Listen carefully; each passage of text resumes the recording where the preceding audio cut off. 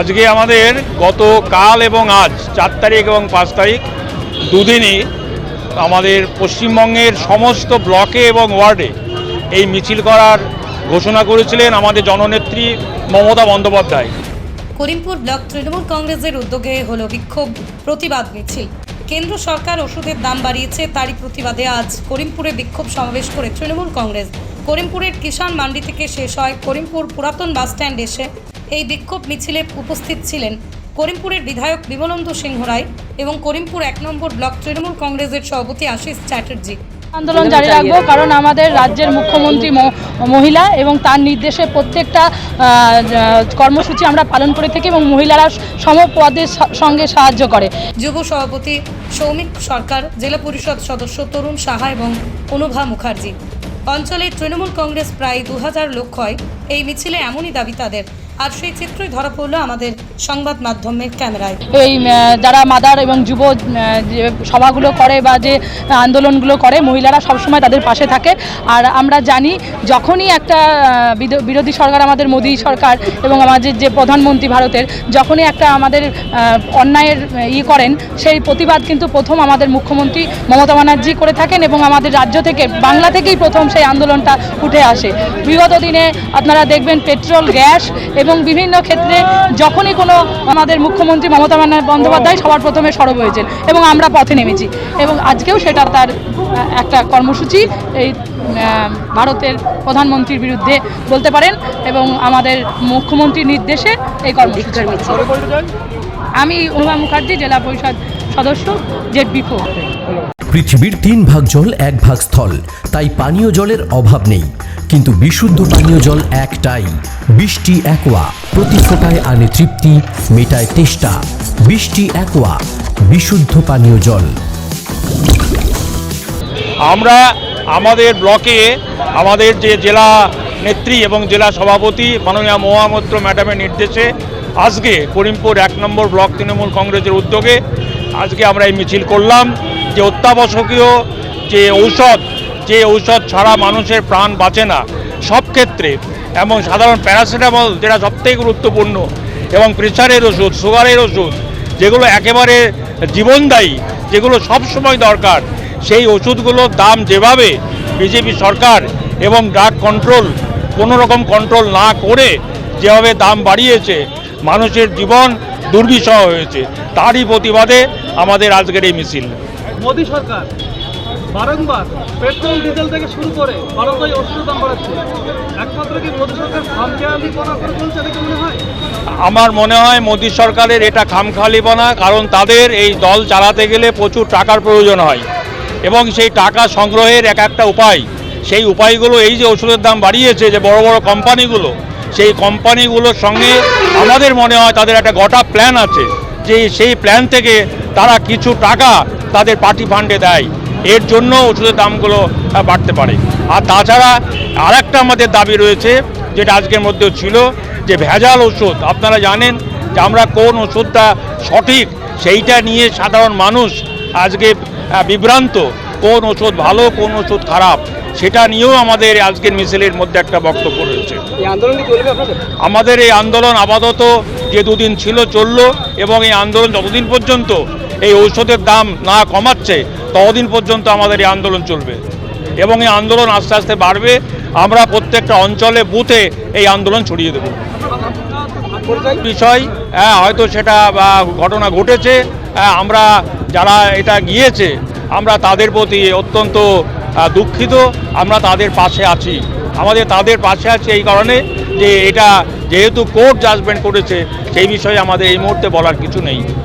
রামনবমী আমাদের সবারই, রামনবমী মানে এই নয় যে শুধু বিজেপির, রাম আমাদের সবারই রাম। আমরা ছোটোর থেকে রাম, সীতা, লক্ষ্মণ, ভরত আমাদের ছোটোর থেকে আমাদের বাপ ঠাকুরদার কাছ থেকে শোনা। আজকে বিজেপি এই রামকে কেড়ে নিয়েছে বা রামনবমী অনুষ্ঠান করছে, এর মধ্যে নতুনত্ব কিছু নয়। আমারও অনেক জায়গাতে রামনবমীর মিটিং হবে। আমরা রামনবমীকে, রামকে আমরা শ্রদ্ধা জানাই। রাম আমাদের, রাম সবারই, রাম শুধু বিজেপির নয়।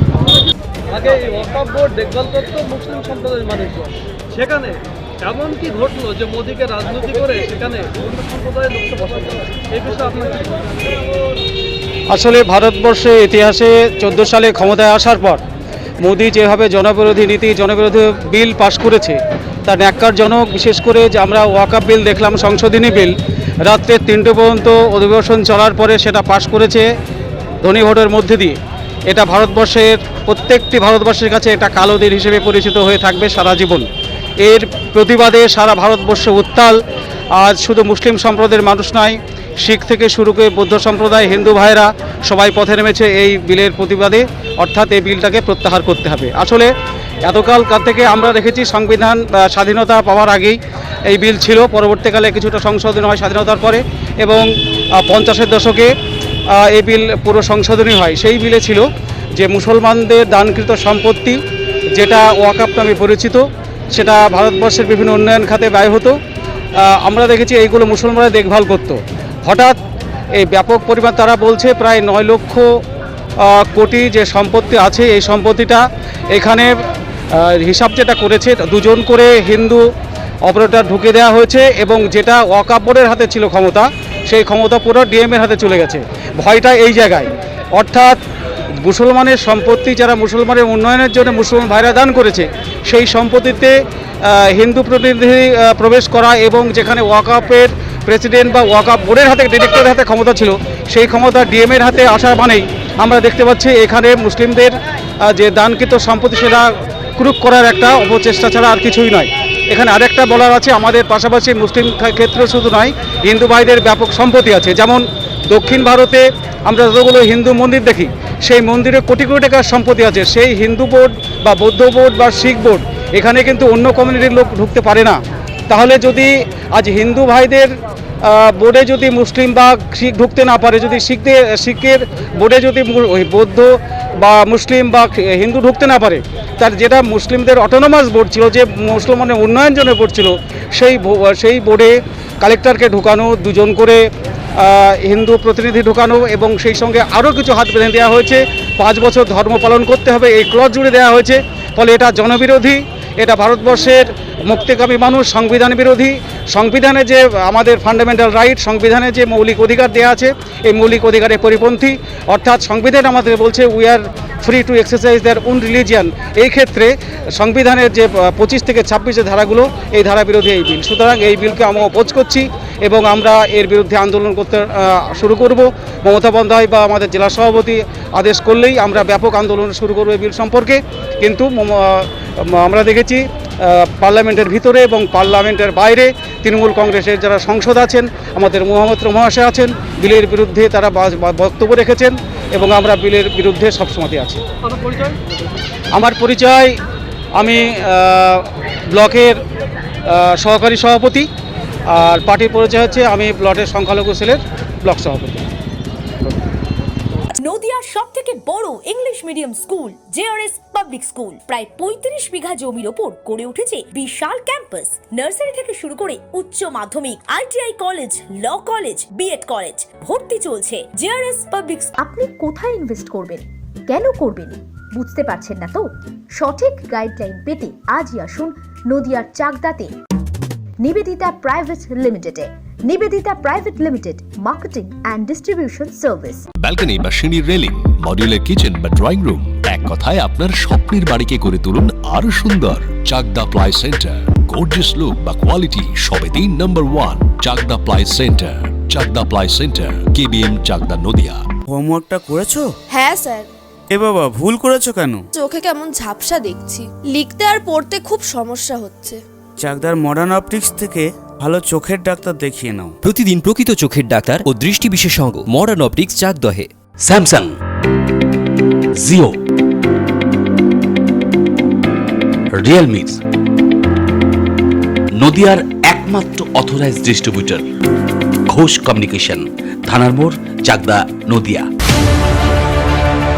চাকদা অ্যালুমিনিয়াম সেন্টার, প্লাই, কাঁচ, laminates, kitchen fittings, door lock, window ও অ্যালুমিনিয়ামের খুচরো ও পাইকারি বিক্রেতা। চাকদা অ্যালুমিনিয়াম সেন্টার, পূর্ব লালপুর 50 নম্বর রেলগেটের পাশে, চাকদা, নদিয়া। ভাবছেন 3 স্টার ক্যাটাগরিতে কাটাবেন? রুম রে মাত্র 1500 টাকা থেকে স্টার, খাওয়া দাওয়া রিজনেবল প্রাইস। নদিয়ার একমাত্র 3 স্টার ক্যাটাগরি হোটেল NB সোনার বাংলা হোটেল। কল্যাণী এইমসের ঠিক উল্টো দিকে, কল্যাণী নদিয়া।